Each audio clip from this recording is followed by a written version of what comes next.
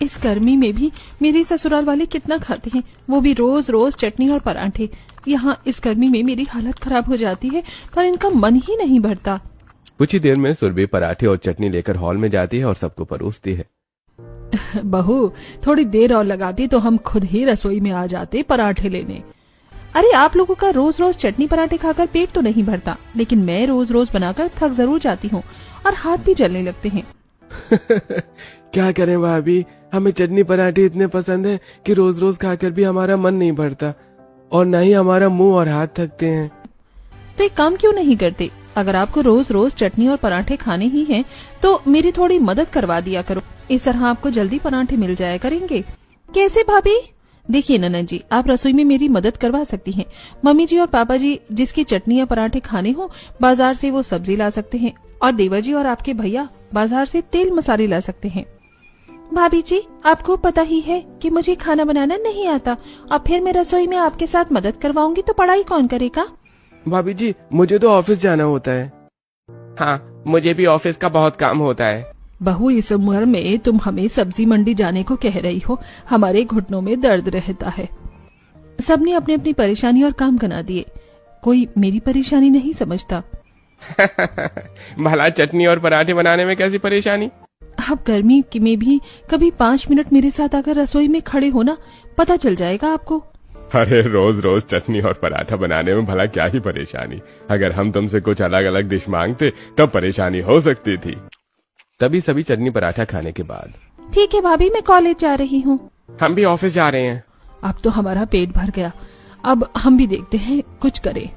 सब उठकर चले जाते हैं। सुरभि अकेले बैठकर चटनी पराठा खाने लगती है। पता नहीं इस चटनी और पराठों में ऐसा क्या है जो मेरे ससुराल वाले इतना दीवाने हैं। सुरभि चटनी पराठा खाकर डाइनिंग हॉल में और किचन की सफाई करके अपने कमरे में चली जाती है और दोपहर को भी अपने सास ससुर को चटनी पराठा बनाकर खिलाती है और डिनर के चटनी पराठों के लिए सब्जी लेने सब्जी मंडी पहुंच जाती है। वहां से वो गोभी, मिर्च, हरी धनिया, अदरक और लहसुन खरीद कर लाती है और किचन में जाकर सिलबट्टे में हरी धनिया, लहसुन और अदरक की चटनी पीसकर गोभी के पराठे बनाकर डाइनिंग हॉल में पूरे परिवार को सर्व करती है। फिर से वही चटनी, सुबह ही तो बनाई थी, बहू कोई और चटनी बना देती। अरे बाजार में मुझे यही मिला तो मैं ले आई, और चटनी पीसकर मेरे हाथ अभी भी चल रहे हैं। थोड़ा और घूम लेती, कुछ और सब्जी मिल जाती। मैं पहले से ही थकी हुई रहती हूँ, मुझसे और घूमा नहीं जाता। मैंने इनसे कहा भी था कि मैं थकी हुई हूँ, मेरे हाथ जल रहे हैं, लेकिन किसी का ध्यान मेरे थके हुए होने पर या जलन पर नहीं गया। उनका ध्यान इस बात पर गया कि सुबह की चटनी मैंने रात में भी पीस दी। उन्हें मेरी कोई फिक्र है ही नहीं। सभी लोग चटनी पराठे खाकर अपने अपने कमरों में चले जाते हैं और सुरभि भी थोड़ी देर में घर का सारा काम समेटकर अपने कमरे में पहुंचकर नाइट गाउन पहनकर जैसे ही बिस्तर पर लेटने वाली होती है, बिस्तर पर पहले से ही लेटा उसका पति अब है। तुम कल किस चीज के पराठे बना रही हो? देखो, मेरा दिमाग खराब मत करो, मैं वैसे ही बहुत थकी हुई हूँ, मुझे बहुत नींद आ रही है। पराठों के बारे में कल बात करेंगे। जैसे वो आंख बंद करती है उसकी माँ का फोन आ जाता है। सुरभि टेबल पर रखा फोन उठाती है। माँ, इतनी रात में फोन किया, सब ठीक तो है ना? बेटा सब ठीक है, तू बुआ बन गई है, कल जल्दी से हॉस्पिटल आ जाना। अरे वाह मम्मी, क्या गुड न्यूज दी है, मैं कल सुबह ही पहुंच जाऊंगी। सुरभि फोन रखती है और वो खुशी खुशी सो जाती है। फिर अगली सुबह हॉल में अखबार पढ़ते हुए उसके ससुर, सास, नंद और देवर चटनी और पराठों के इंतजार में बैठे होते हैं। अखबार पढ़ रहे भैरव के अलावा सब बेचैनी से किचन के दरवाजे की तरफ देख रहे हैं। तभी अखबार नीचे रखते हुए, अरे आज पराठों की खुशबू अभी तक नहीं आई। प्रभा जरा देखो बहू क्या कर रही है। तभी अपने कमरे से सुरभि छोटा सा बैग लिए वहां आती है। अरे बहू कहाँ जा रही हो इतनी सुबह सुबह, और ये बैग? पापा जी, मैं मायके जा रही हूँ, मैं बुआ बन गई हूँ। सभी चौंक कर एक दूसरे को देखते हैं। क्या? फिर भाभी पराठे कौन बनाएगा? देवर जी घबराओ मत, मैंने आटा गूंथ दिया है और चटनी भी तैयार है, बस सासू माँ और दीपा किचन में जाकर बना लेंगी। मैं तो चली, मुझे अब देर हो रही है। सुरभि बिना किसी को कुछ और बोलने का मौका दिए बिना ही तेजी से हॉल से बाहर निकल जाती है और सभी उसे जाते हुए देखते रह जाते हैं।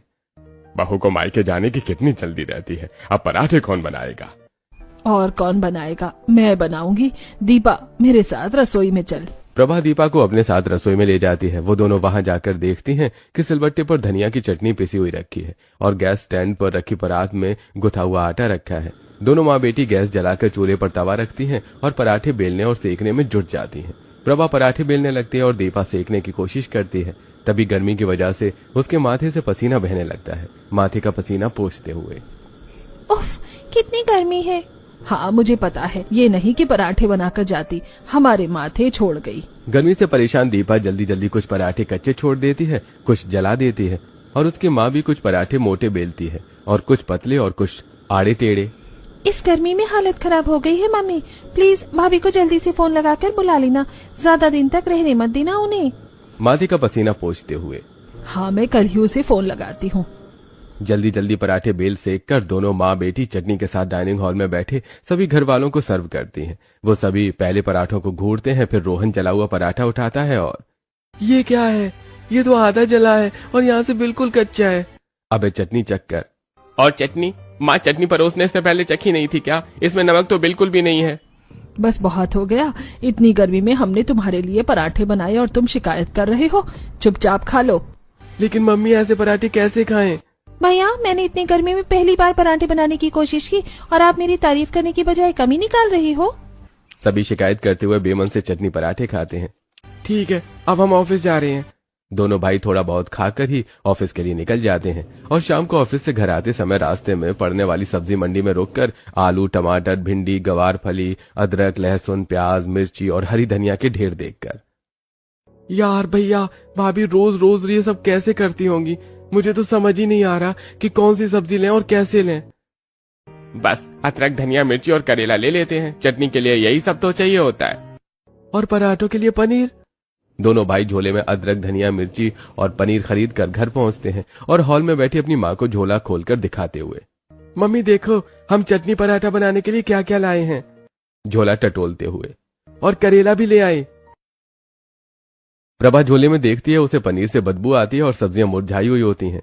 इतने बड़े बाजार में तुम्हें यही सब्जियां मिली और ये करेला किस चटनी में डालोगे? मम्मी जो हमें समझ में आया हमने ले लिया, मैं रोज रोज सब्जी नहीं खरीदता हूँ ना। ठीक है, अब जो है उसी में करती हूँ कुछ।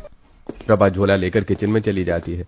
कुछ देर में दीपा भी वहां पहुंचती है। दीपा सिलबट्टे में अदरक, लहसुन, प्याज और धनिया की चटनी पीसने लगती है और प्रभा पनीर के पराठे बनाने लगती है। दोनों गर्मी और थकान से बेहाल हो जाती हैं। चटनी पीस रही दीपा, मम्मी अगर अब इन लोगों ने पराठे खाने में नाटक किया तो मैं इन्हें बताऊंगी, मेरे हाथ जलने लगे हैं अभी से। कुछ ही देर में दोनों माँ बेटी चटनी पराठे लेकर हॉल में आती हैं और अभय, रोहन और भैरव को परोसती हैं। भैरव चटनी पराठा का पहला कौर खाता है और अरे क्या है ये? पराठे को ध्यान से देखते हुए अभय, ये तो लग ही नहीं रहा है कि पनीर पराठा है। भैया आपको पराठे नहीं खाने तो मत खाओ, लेकिन कमी मत निकालो। दीपा तो खुद खाकर देख, फिर बता कैसे बने पराठे और चटनी। दीपा चटनी और पराठा चखती है। पापा सच में इसमें तो कोई स्वाद ही नहीं है और चटनी पीसकर अभी तक मेरे हाथ जल रहे हैं। भाभी को गए अभी एक दिन भी नहीं हुआ और हम चटनी पराठे खाने को तरस गए हैं। अब अपनी जेब से फोन निकालता है और फूड डिलीवरी ऐप ओपन करके, ऐसा नहीं हो सकता कि हम पराठों के शौकीन पराठे न खाएं। मैं अभी होटल से ऑर्डर करता हूँ, पराठे और चटनी।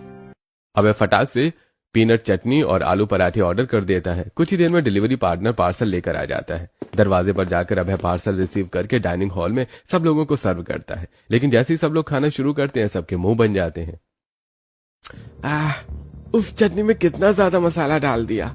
पराठे का तेल उंगली में लगाकर, और तेल देखो पैसे बर्बाद हो गए। बस मैं अभी बहू को फोन लगाकर बुलाती हूँ। प्रभा अपना फोन उठाती है और सुरभि को कॉल करती है। लेकिन हॉस्पिटल में अपनी भाभी के बेड के बगल वाले खाली बड़े बेड पर न्यू बॉर्न भतीजे को गोद में लिए बैठी सुरभि कॉल पिक नहीं करती। उसी दिन शाम को उसके सास ससुर हॉल में बैठे हुए उसी के बारे में बात कर रहे थे। बहू मायके जाते ही ससुराल को भूल गई, ये क्या तरीका है? कम से कम एक बार फोन तो कर लेती। बुआ बनी है तो मायके वालों के साथ मौज मस्ती कर रही होगी, क्यों परेशान होती हो? तभी अभय और रोहन वहां आते हैं। खाने में क्या है माँ? वही पराठे और साथ में मूंगफली की चटनी। तभी प्रभा का फोन बजता है। फोन देखते ही प्रभा का चेहरा खिल उठता है और वो जैसे ही कॉल रिसीव करती है, हेलो बहू, सॉरी मम्मी जी, उस दिन मैं हॉस्पिटल में थी इसीलिए बात नहीं कर पाई। आज फ्री होके आपको कॉल किया है। अरे सुरभि बहू, मैं समझ सकती हूँ, तुम बस जल्दी आ जाओ, हम तुम्हें बहुत याद कर रहे हैं।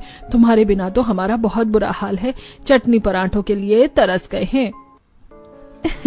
बस मैं कल आ ही रही हूँ मम्मी जी, जल्दी आओ बहू। प्रभा फोन डिस्कनेक्ट करती है और कल आने वाली बहू का इंतजार आज से ही शुरू हो जाता है। वो सभी मार्केट और सब्जी मंडी पहुंचकर अपने पसंद के पराठे खाने के लिए आलू, गोभी, मटर, पनीर और चटनी के लिए अदरक, लहसुन, धनिया, जीरा, पीनट और सौंफ ले आते हैं। अगले दिन वो सभी हॉल में अपने पास बाजार से लाई गई सब्जियों के थैले रखे होते हैं। अब तक तो बहू को आ जाना चाहिए था।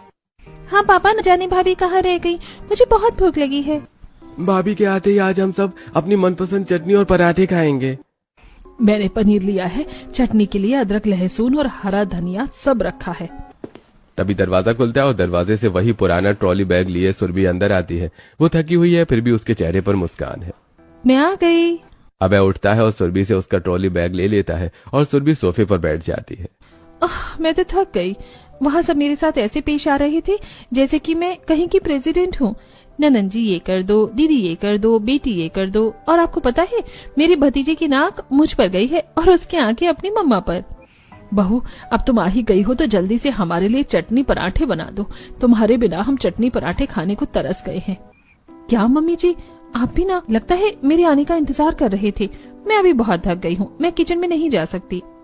थोड़ी हमारी हालत भी समझो प्लीज, चली जाओ किचन में, हम सब बहुत भूखे हैं।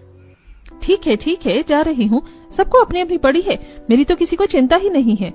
अरे रुको, पराठे के लिए गोभी, पनीर, अदरक, लहसुन और ये सब सामान ले जाओ। सब हमारे मनपसंद के पराठे और चटनी बनाकर ले आना। प्रभा वहाँ रखे सारे थैले सुरभि को पकड़ा देती है। सुरभि थैलों की तरफ देखती है और इतनी वैरायटी की चटनी और पराठे मैं अकेले कैसे बनाऊंगी, जैसे तुम हमेशा बनाती आई हो। थकी सुरभि सारा सामान उठाती है और किचन की ओर चली जाती है। किचन पहुंचकर सुरभि गैस चूल्हे पर भगोने में आलू उबलने के लिए रखती है और सिलबट्टे पर मूंगफली, लहसुन और धनिया की चटनी पीसने के बाद फूल गोभी कद्दूकस करने लगती है। मैं तो सोच रही थी ससुराल जाऊंगी तो मेरे आने पर सब लोग खुश हो जाएंगे, लेकिन इन्होंने तो आते ही मुझे काम पर लगा दिया। वो धीरे धीरे सभी के मनपसंद पराठे और चटनियां बनाती है और ट्रे में रखकर डाइनिंग हॉल में ले जाकर सबको सर्व करती है। बहुत दिनों बाद सभी लोग सुरभि के हाथ के बने चटनी और पराठे खाके मंत्रमुग्ध हो जाते हैं। वाह बहू, आज फिर तुमने कमाल कर दिया। अब हम तुम्हें घर से बाहर कहीं नहीं जाने देंगे। हाँ भाभी, आपके न रहने पर इन लोगों ने मेरी हालत खराब कर दी है। मैंने इतनी कोशिश की फिर भी आपकी तरह पराठे नहीं बना पाई। भाभी, मैं तो आप ही की तरह कोई देवरानी ढूंढ रहा हूँ जो हमें रोज रोज चटनी पराठे बनाकर खिला सके। सब लोग चटकारे लेकर चटनी पराठे खाकर थकी हुई सुरभि पर हॉल और किचन की साफ सफाई का काम छोड़कर अपने अपने कमरे में चले जाते हैं। थकी और हताश सुरभि अकेले ही किचन और हॉल की साफ सफाई करके अपने कमरे में जाती है और बिस्तर पर आंखें बंद करके लेटी अभय के बगल में बैठकर। बाप रे, इतनी सारी खुशियाँ। मेरा भैया और भाभी बच्चा आने पर कितने खुश थे। मैं सोच रही हूँ हमें भी अब फैमिली प्लानिंग कर ही लेनी चाहिए। आंख बंद किए अभय करवट बदलता है और आलू चटनी पराठे खाकर मुझे बहुत नींद आ रही है। बातें कल करेंगे ना। मैं इतनी जरूरी बात कर रही हूँ और ये महाशय चटनी पराठे खाकर सो गए। अगर चटनी पराठे की बात होती तो अभी नींद भाग जाती। तभी अभय तुरंत उठकर बैठ जाता है। हाँ, ये बात तो है। तो ये बताओ, कल तुम किस चीज की चटनी और पराठे बना रही हो? सुरभि लेट जाती है और सो जाओ, मैं कुछ नहीं बना रही हूँ। अभय मुस्कुराता है और सुरभि को देखता है, फिर वो भी सो जाता है। ऐसे ही कुछ दिन बीत जाते हैं और गर्मी में सुरभि को चटनी और पराठे बनाने से फुर्सत नहीं मिलती और मार्केट जाकर सब्जियां भी उसे ही लानी पड़ती हैं। वो इतना थक जाती है कि एक शाम मार्केट न जाकर घर की बालकनी में खड़ी होकर सब्जी वाले भैया के आने का इंतजार करने लगती है। तभी उसकी पड़ोसन नीलम अपने घर से बाहर निकलती है और उसे देखकर, क्या बात है सुरमी, आज तुम्हारी दर्शन हो गई। बहुत ही कम दिखाई देती हो, घर से बाहर निकलती ही नहीं हो। क्या करूं नीलम, मेरे घर वाले रोज रोज चटनी पराठे की फरमाइश कर देते हैं और मुझे उनकी फरमाइशें पूरी करनी पड़ती हैं। सुबह शाम पराठे बनाने में ही लगी रहती हूँ। अरे बाप रे, इतनी गर्मी में तुम्हारी ससुराल वाले पराठे खाते हैं, चटनी खाते हैं, उन्हें हेल्थ इश्यूज नहीं होते? हाँ, मेरे ससुराल वाले ऐसे ही सब डाइजेस्ट कर जाते हैं। तभी सब्जी वाला पवन वहां आता है। सुरभि जल्दी से बालकनी से नीचे उतरकर सब्जी लेने उसके पास पहुंच जाती है और धनिया और मिर्ची लेकर किचन में पहुंच जाती है और हमेशा की तरह सिलबट्टे पर धनिया और मिर्च की चटनी पीसकर सादे पराठे बनाती है और डाइनिंग हॉल में बैठे पूरे परिवार को सर्व करती है। सब लोग खाना शुरू करते हैं। अरे मम्मी जी, मैं क्या कह रही थी, रोज रोज ये चटनी और पराठे मत खाया करो, सेहत पर बुरा असर पड़ता है। तेल से कोलेस्ट्रॉल बढ़ता है और मसालेदार चटनी खाने से पेट में जलन होती है। अरे बहू, तुमसे ये किसने कह दिया? ऐसा कुछ भी नहीं होता। हम इतने सालों से खा रहे हैं, हमें तो कुछ भी नहीं हुआ। और जो भी तुम्हें ऐसा कहे उन्हें मुझसे मिलाना, हम उन्हें समझाएंगे अच्छे से। अपनी सास की बात सुनकर सुरभि चुपचाप उन्हें चटनी पराठे खाते हुए देखने लगती है। तभी अचानक, अरे याद आया, मेरे कलीग की शादी है तो उसने मुझे और तुम्हें इनवाइट किया है। कल तुम तैयार है ना? हम दोनों चलेंगे। ठीक है, मैं बिल्कुल तैयार रहूंगी। कुछ देर तक मायूस सुरभि एकदम से चहक उठती है और सब लोगों को चटनी पराठे खिलाने के बाद सारा काम खत्म करके अपने कमरे में चली जाती है। और अगले दिन सुरभि सुंदर साड़ी में तैयार होकर छोटा पर्स हाथ में लिए हॉल में आती है, जहां पहले से ही तैयार और छोटा ट्रॉली बैग लिए सभी घर वालों के साथ बैठा उसका इंतजार कर रहा अब है। सुरभि, तुम्हारा कपड़ों का बैग कहाँ है? हम बस एक दिन के लिए जा रहे हैं ना, तो कपड़ों की क्या जरूरत है? डेस्टिनेशन वेडिंग है, कम से कम 3 दिन तो लगेंगे।